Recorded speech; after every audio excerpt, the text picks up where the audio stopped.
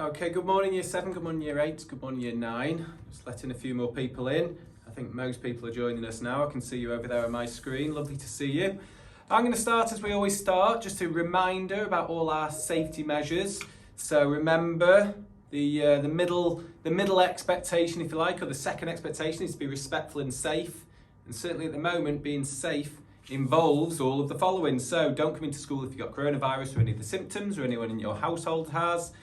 Make sure you wear that face mask, and I can see over here lots of you got your face masks on in your tutor room, so that's lovely to see.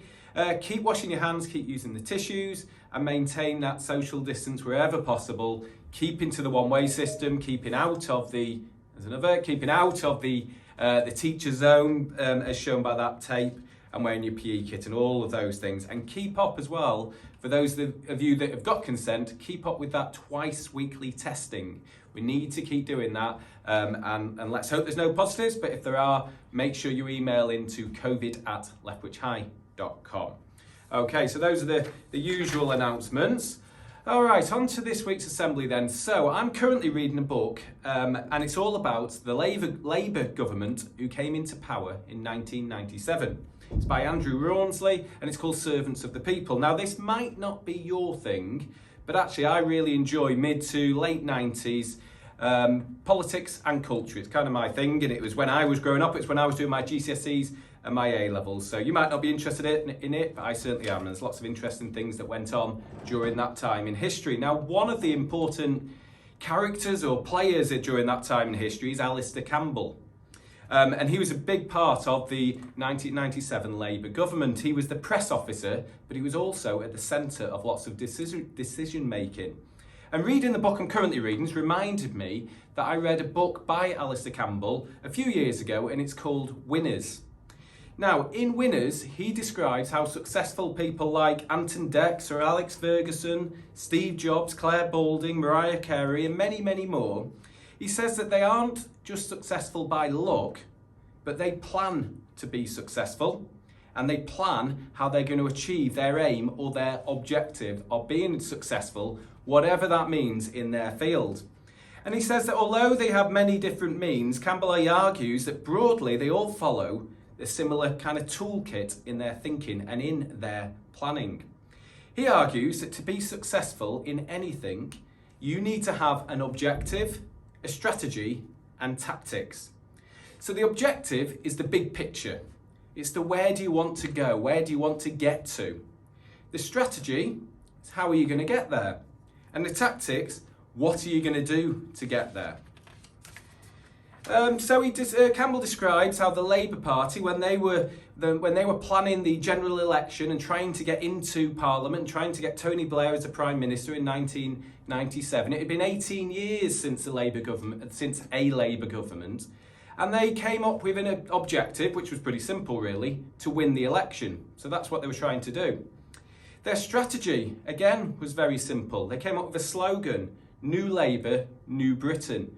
And the slogan was meant to conjure up hope and modernisation as the country and as the world moved into the year 2000, the new millennium. So that was their strategy, New Labour, New Britain. And their tactics were many, and it was things like controlling everything, controlling people, controlling the message, working hard, getting people on board to spread that message, and to make sure that people knew that they were capable of governing, because it had been a long time, as I say, since they'd been in power. So they were their tactics.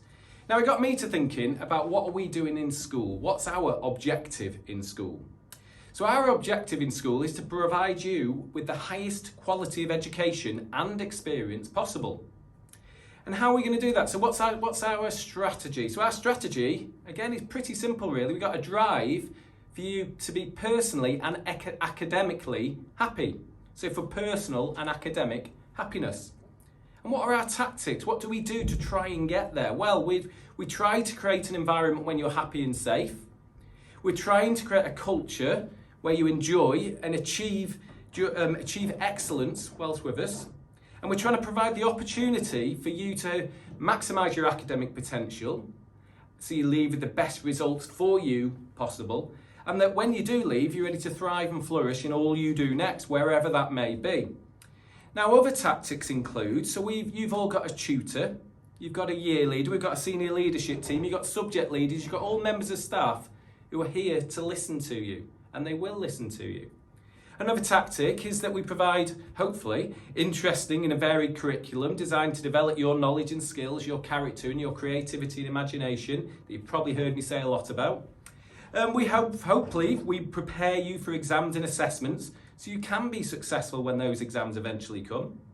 And hopefully we do provide personalised, challenging but achievable targets so that you know what success looks like in year 7 and in year 9 and in year 8 and in year 8.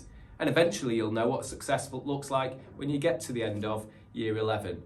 And we ask that you meet our behaviour expectations. So it's really simple. You just need to show that you are ready to learn, that you're respectful and safe, and that you embrace all of these opportunities we offer. So it's simple. Our objective is to create the highest quality of education experience possible. Our strategy is a drive for personal and academic happiness, and our tactics are many, and we keep developing them, and we'll keep listening to you and keep developing them further. But I was thinking that you can use this objective strategy and tactics when you're planning a project to do, when you're in a competition you're entering, when you're anything you are trying to achieve. But you can also use it for your life goals. So, where do you want to be in the future? What is your objective? How are you going to get there? What is your strategy? And what are you going to do to get there from today? What are your tactics to make sure that you get to that objective? We've talked a lot over the assembly since Christmas really about having a dream and working hard, and hopefully this mechanism of thinking about that objective, where am I trying to get to, that strategy, how am I going to do it, and those tactics, what am I going to do to make that happen, hopefully that will help your dream become a reality. Okay then, so back to 1997, and as I say, it's a period of time that I'm particularly fond of, and it was a very strong year for music. So you may have heard of some of these, you may not have done, but when I was trying to work out what song to play at the end of this assembly, I was Googling and looking at songs for 1997, and it reminded me of what a great year it was for music. So we had the Foo Fighters with Everlong, we had Tub Thumping by Chumbawamba, Bittersweet Symphony and The Drugs Don't Work by The Verve, Do You Know What I Mean and Don't Go Away by Oasis, Song 2 and Beetlebum by Blur, Good Riddance by Green Day, Karma Police and Paranoid Android by Radiohead, and Never Ever by All Saints. And they were just some of the really good songs that I noticed throughout that year. However, it was also the year of Barbie Girl by Aqua and You're Still the One by Shania Twain. So it wasn't all good music in 1997. The song that I decided to go for eventually, because I couldn't decide between them, I've gone for Bittersweet Symphony by by The Verve. Let's get that right. Bittersweet Symphony by The Verve. So, hope you have a great day today. Hope you have a really good long weekend, because remember it's a bank holiday on Monday. Keep yourself safe over the weekend, but make sure you have some fun and get out while the sun is shining. Okay, give me a second while I get that song on. Thank you.